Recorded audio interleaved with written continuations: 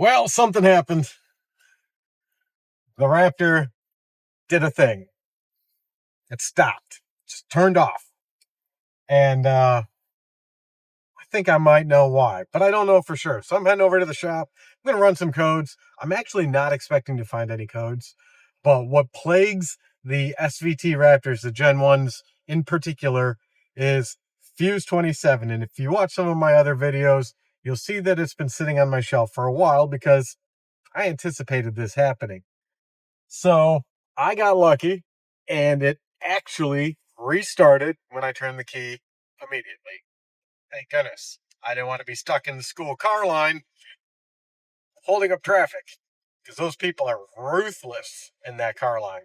So might be the day for Fuse 27 relocation. Let's find out.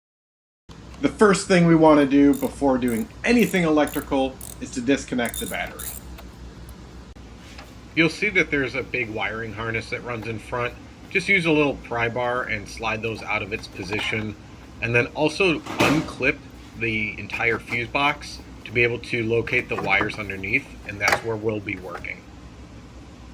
Make sure you disconnect the power wire going straight to the fuse box. Once you separate the top and the bottom of the fuse box, go ahead and locate this extra thick blue wire with a red stripe on it. That is your fuse for the fuel pump.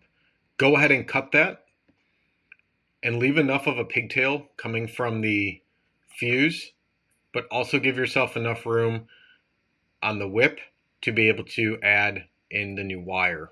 Solder the blue and red striped wire with your new black wire that came with the kit. Heat shrink this new connection that you made. It comes with the kit. Slide this over. I used a lighter to heat it up and to shrink it to protect it.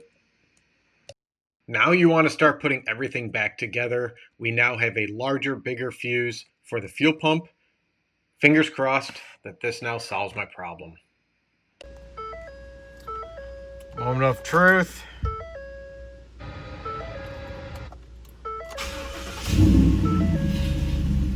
There we go. I have now been driving this for about 4,000 miles and have not had a single hiccup. So I would say that this was a great success. Super easy to do. I ended up having to use my dad to help only because I had injured my hand pretty severely a few days prior. But this also seemed to solve my lumpy or bumpy idle at stoplights. So I don't know if the two are connected, but safe to say that this solved my issue. And if you like this video, please like and subscribe. I also have the link down below to the kit I used. I got it off Amazon. It was so easy. Highly recommend it. Thanks for watching.